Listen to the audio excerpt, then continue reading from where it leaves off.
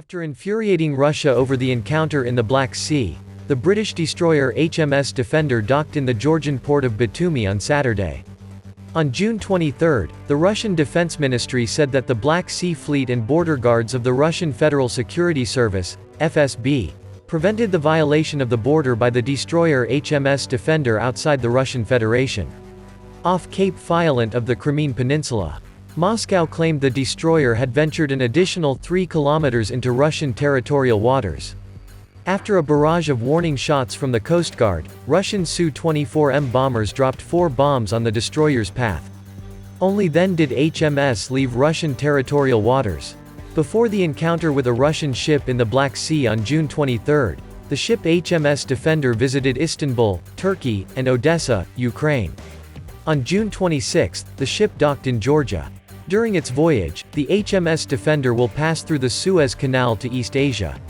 The Russian military has threatened to bomb other ships in the Black Sea if there is further provocative action off the coast of Crimea, a peninsula Russia annexed in 2014 but is still considered part of Ukraine by the West.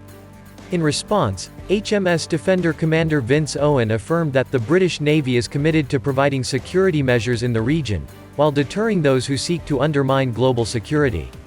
Mr. Owen said Britain and partner allies such as Georgia were committed to ensuring the security, stability and prosperity of the Black Sea region, as well as the territorial integrity and sovereignty of Georgia. Also on June 26, Russia's Black Sea Fleet said it was monitoring the activities of the guided missile destroyer USS Ross, USA, after it entered the Black Sea. Earlier, the U.S. Navy's 6th Fleet announced that the USS Ross would participate in the multinational military exercise Seabreeze 2021 in the Black Sea. According to the U.S. Embassy in Ukraine, 32 countries will participate in the exercise, with 5,000 service members, 32 ships and 40 aircraft. On June 23, the Russian embassy in Washington urged the U.S. and its allies not to conduct military operations in the Black Sea to avoid the risk of unfortunate incidents. The only way to ensure war with a major power like China does not happen is by achieving and sustaining substantial military superiority.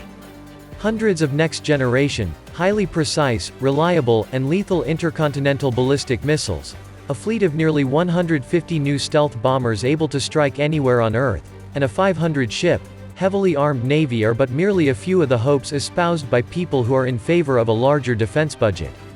These same people would like to see a corresponding continued push toward massive U.S. military modernization and technological superiority. How can the United States build all of these weapons, capable of destroying millions, to keep the peace? Can superior weapons ensure that they never have to be used? It may seem to be a bit of a contradiction in terms, to prepare for a mission for the specific purpose of not having to perform the mission, yet it is the fundamental paradox of strategic deterrence and the reason why many advocate for a robust and superior U.S. nuclear arsenal, a large, high-tech and dominating fielded military force and a relentless drive toward new generations of innovations likely to help achieve and maintain military overmatch for decades into the future. What is the basis for this thinking? It is the notion that an overwhelmingly superior military force can, to a certain extent, contradict its own existence by favoring, ensuring, preserving or even creating peace.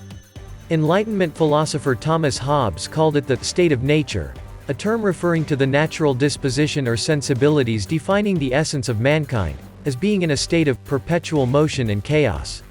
While certainly not without a detectable measure of pessimism, Hobbes's delineation of man's fundamental condition as one characterized by a desire for self-preservation and a fear of a violent death contributed to the philosophical foundation upon which liberal democracy in America was built.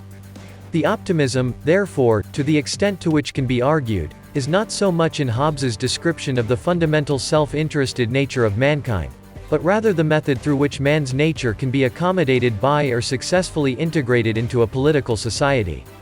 Famous for describing life as nasty, brutish and short, Hobbes introduces the intellectual framework through which man's individual nature can be reconciled with the health of an entire society.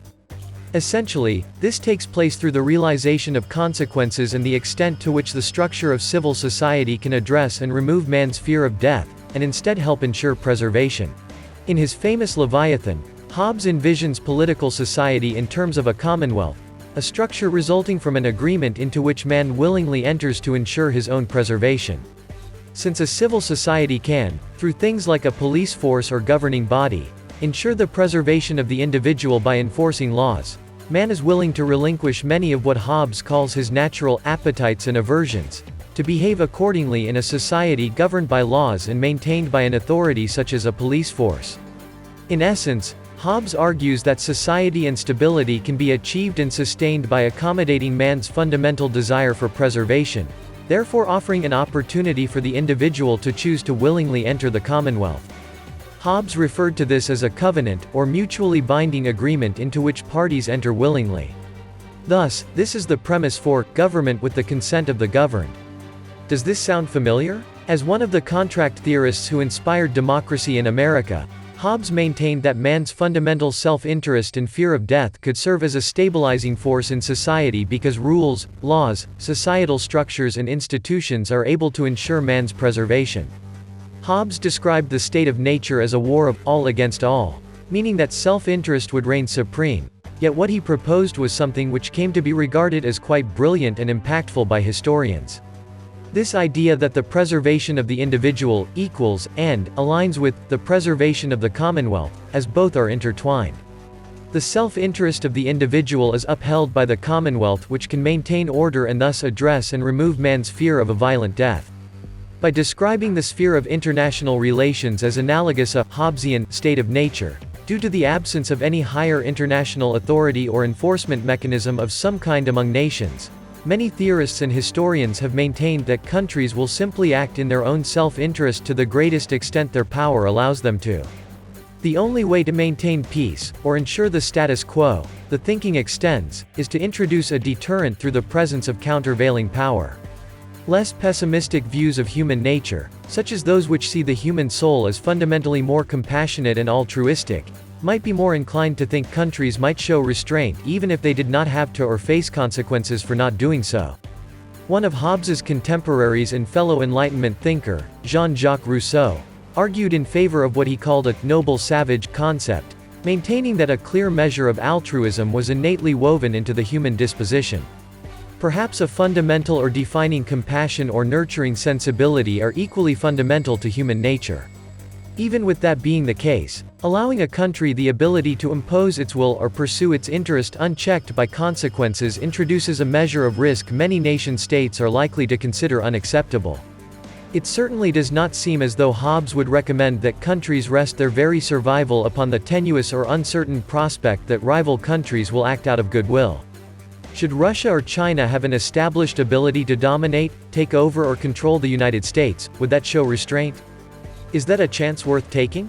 Should the United States allow its military capability to surpass its military capability unchecked by superior or equivalent power?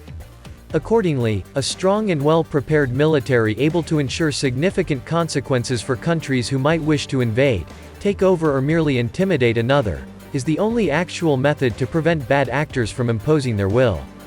Countries will pursue their own ambitions to the fullest extent their power allows them to, potentially making the presence of opposing forces, and the assurance that any hostile act will be met with serious consequences, the only way to actually improve the prospects for peace.